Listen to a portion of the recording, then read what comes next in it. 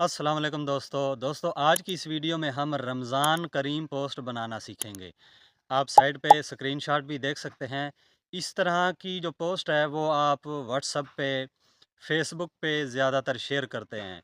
और अगर आप इस तरह की पोस्ट किसी ग्राफ़िक डिज़ाइनर से बनवाते हैं तो वो तकरीबन 3-400 के लगभग आपसे रकम ले लेता है।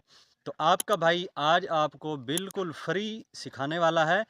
आप यकीन जाने 3 मिनट नहीं लगेंगे, आप अपनी पोस्ट खुद क्रिएट कर लेंगे। तो इंशाल्लाह आज की इस वीडियो में आपको डिटेल के साथ आपको सिखाऊँगा कि आपने रमज़ान करीम पोस्ट कैसे तैयार करनी है। तो आइए वीडियो को शुरू करते हैं। आपने प्ले स्टोर को ओपन करना है। मैंने प्ले स्टोर को ओपन कर रखा है। इसकी सर्च बार में देखें, ऊपर आपने लिखना है उर्दू डिज़ाइनर ऐप। ठीक है, ये ऐप है आपके सामने जो है दिखा रहा हूँ आपको ऐप। अब आपने करना क्या है, जब आप सर्च करेंगे कुछ इस तरह का इंटरफेस जो होगा। अब आपने इसको यहाँ से इंस्टॉल कर लेना है। आप इंस्टॉल के ऊपर क्लिक करेंगे तो ये ऐप इंस्टॉल होना शुरू हो जाएगा। जब आप उर्दू डिज़ाइनर ऐप को इंस्टॉल कर लेंगे, उसका व्यू कुछ इस तरह नजर आएगा। चलें जी, अब मैं उर्दू डिज़ाइनर ऐप को ओपन करता हूँ। उर्दू डिज़ाइनर ऐप को जब आप पहली बार ओपन करेंगे तो आपके सामने कुछ इस तरह का इंटरफेस शो होगा। यहाँ पर देखें, आपको एक ऐसे लिखा नज़र आ रहा है। ठीक है, यहाँ पर आपका जो ईमेल होगा, आपने उस जीमेल को यहाँ पर लॉगिन करना है। ईमेल कह लें या जीमेल कह लें, ठीक है, गूगल अकाउंट से आपने इसको लॉगिन कर लेना है। जो भी आपका अकाउंट हो, यहाँ पर आपने टच करना है। ये आपको आपके जीमेल पर ले जाएगा, वहाँ से आपने जीमेल से लॉगिन कर लेना है। जीमेल से लॉगिन करने के बाद यहाँ पर आपको एक ऑप्शन नज़र आ रहा है ऑनलाइन डिज़ाइन। ठीक है, इसके ऊपर आपने टच करना है। टच करेंगे तो आपके सामने जो है कुछ इस तरह का इंटरफेस शो होगा। अब आपने करना क्या है, आपने ये देखें, ये सर्च बार है, यहाँ पर आपने लिखना है रमज़ान। रमज़ान लिखने के बाद आपने सर्च कर देना है। जैसे ही आप सर्च करेंगे, आपके सामने मुख्तलिफ पोस्ट आपके सामने शो हो जाएंगी। अब आपने करना क्या है, आपने नीचे स्क्रॉल करना है, थोड़ा सा और आपने नीचे स्क्रॉल करना है। तो आपको यहाँ पर मुख्तलिफ पोस्ट आपको नजर आएगी। तो जो मैंने आपको थंबनेल पे जो है एक डीपी दिखाई है रमज़ान मुबारक के हवाले से, तो सेम डीपी जो है आप यानी कि डिज़ाइन चेंज समझ लें। लेकिन जो आपको काम मैं बता रहा हूँ, सिखा रहा हूँ, काम वैसे ही होगा। ठीक है, तो ये देखें जी, आपके सामने जो है एक ये पोस्ट आ चुकी है। ठीक है, आपने करना क्या है, जब आपके सामने जब आप डिज़ाइन को पसंद कर लें, ठीक है, यानी अब मैं जो है मैं इस पोस्ट को एडिट करना चाहता हूँ। सिंपल जो है, अब मैं इस पोस्ट को एडिट करना चाहता हूँ, यहाँ पर मैं अपनी पिक्चर लगाना चाहता हूँ, अपना नाम ऐड करना चाहता हूँ।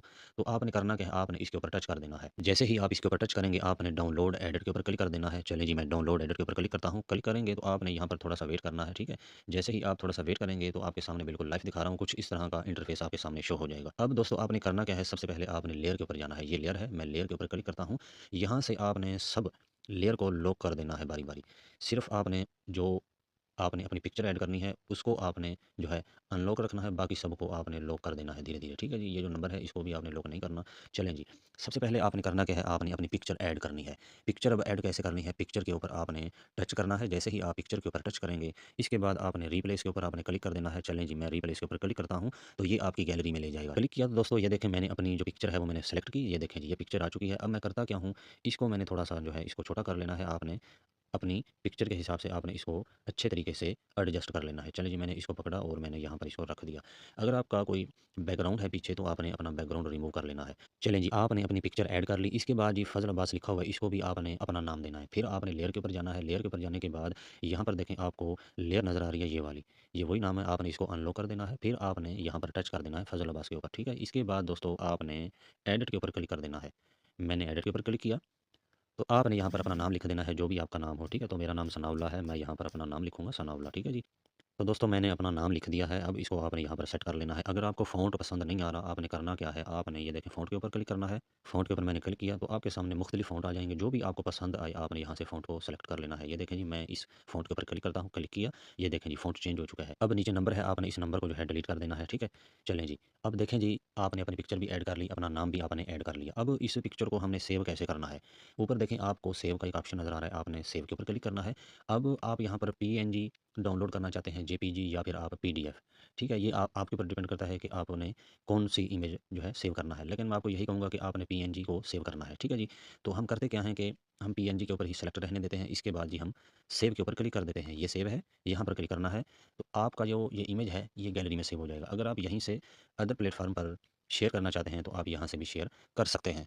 तो दोस्तों, उम्मीद करता हूँ वीडियो आपको पसंद आया होगा। वीडियो पसंद आया हो, लाइक करना, चैनल पर नए हैं सब्सक्राइब करना। मिलता हूँ किसी नई और अच्छी वीडियो में, तब तक के लिए अपना ख्याल रखें। अल्लाह हाफ़िज़।